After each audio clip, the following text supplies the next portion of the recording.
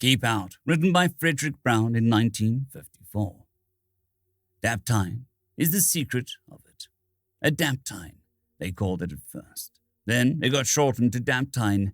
It let us adapt. They explained it all to us when we were 10 years old. I guess they thought that we were too young to understand before then, although we knew a lot of it already. They told us just after we landed on Mars. "You're home, children," the head teacher told us after we had gone into a glassite dome they'd built for us there. And he told us there'd be a special lecture for us that evening, an important one that we must all attend.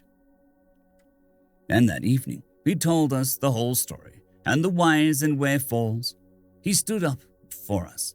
He had to wear a heated spacesuit and helmet, of course, because the temperature in the dome was comfortable for us, but already freezing cold for him, and the air was already too thin for him to breathe. His voice came to us by radio from inside his helmet. "Children," he said, "you are home. This is Mars, the planet on which you will spend the rest of your lives. You are Martians, the first Martians. You have lived 5 years on Earth and another 5 in space. Now you will spend 10 years until you're adults in this dome, although towards the end of that time, you will be allowed to spend increasingly long periods outdoors. Then you'll go forth and make your own homes, live your own lives as Martians. You will intermarry, and your children will breed true. They too will be Martians. It is time that you were told the history of this great experiment of which each of you is a part." Then he told us. Man, he said, had first reached Mars in 1985. It had been uninhabited by intelligent life. There is plenty of plant life and a few varieties of non-flying insects, and he had found it by terrestrial standards uninhabitable. Man could survive at Mars only by living inside glassite domes and wearing spacesuits when he went outside of them. Except by day in the warmer seasons, it was too cold for him. The air was too thin for him to breathe, and the long exposure to sunlight, less filtered of rays harmful to him than our Earth's because of the lesser atmosphere, could kill him. The plants were chemically alien to him, and he could not eat them. He had to bring all of his food from Earth or to grow in hydroponic tanks. For 50 years, he had tried to colonize Mars, and all his efforts had failed. Besides the dome which had been built for us, there was only one other outpost, another glassite dome much smaller and less than a mile away. It had looked as though mankind could never spread to the other planets of the solar system besides Earth. For all of them, Mars was the least inhospitable.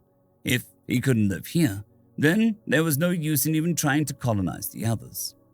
And then in 2034, 30 years ago, a brilliant biochemist named Weymouth had discovered daptine, a miracle drug that worked not only on the animal or person to whom it was given, but on the progeny he conceived during a limited period of time after inoculation.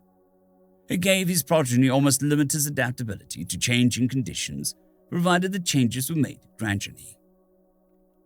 Dr. Weymouth had inoculated and then mated a pair of guinea pigs. They had borne a litter of 5, and by placing each member of the litter under different and gradually changing conditions, he had obtained amazing results. When they attained maturity, one of these guinea pigs was living comfortably at a temperature of 40 below 0 Fahrenheit. Another was quite happy at 150 above. A third was thriving on a diet that would have been deadly poison for an ordinary animal, and the fourth was contented under the constant X-ray bombardment that would have killed one of the parents within minutes. Subsequent experiments with many litters showed that animals who had been adapted to similar conditions bred true, and their progeny were conditioned from birth to live under those conditions. 10 years ago, the head teacher told us, you children were born of parents carefully selected from those who volunteered for the experiment, and from birth you've been brought up under carefully controlled and gradually changing conditions. From the time that you were born, the air that you have breathed was very gradually thinned and its oxygen content reduced. Your lungs have compensated by becoming much greater in capacity, which is why your chests are so much larger than those of your teachers and attendants. When you are fully mature and are breathing air like that of Mars, the difference will be even greater. Your bodies are growing fur to enable you to stand an increasing cold. You are comfortable now under conditions which would kill ordinary people quickly. Since you are 4 years old, your nurses and teachers have had to wear special protection to survive conditions that seem normal to you. In another 10 years at maturity, you will be completely acclimated to Mars. Its air will be your air, its food plants your food. Its extremes of temperature will be easy for you to endure, and its medium temperatures pleasant to you. Already, because of the 5 years you spent in space under gradually decreased gravitational pull, the gravity of Mars seems normal to you. It'll be your planet to live on and to populate. You are the children of Earth, but you are the first Martians. Of course, we had known a lot of the things already. The last year was the best. By then, the air inside the dome, except for the pressurized parts where our teachers and attendants lived, was almost like that outside, and we were allowed out for increasingly long periods. It is good to be in the open. The last few months, they relaxed segregation of the sexes so that we could begin choosing mates. Although they told us there is to be no marriage until after the final day, after our full clearance. Choosing was not difficult in my case. I had made my choice long since, and I'd felt sure that she felt the same way. I was right. Tomorrow is the day of our freedom. Tomorrow we will be Martians, the Martians. Tomorrow we shall take over the planet. Some among us are impatient, have been impatient for weeks now, but wiser counsel prevailed, and we are waiting. We have waited 20 years, and we can wait until the final day. And tomorrow is the final day. Tomorrow, at the signal, we will kill the teachers and the other Earthmen amongst us before we go forth.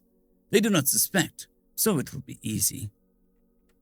We have disassimilated for years now, and they do not know how we hate them. They do not know how disgusting and hideous we find them, with their ugly, misshapen bodies, so narrow-shouldered and tiny-chested, their weak, sibilant voices, and the need for amplification to carry in our Martian air, and above all, their white, pasty, hairless skin. We shall kill them, and then we shall smash the other dome so all the Earthmen will die too.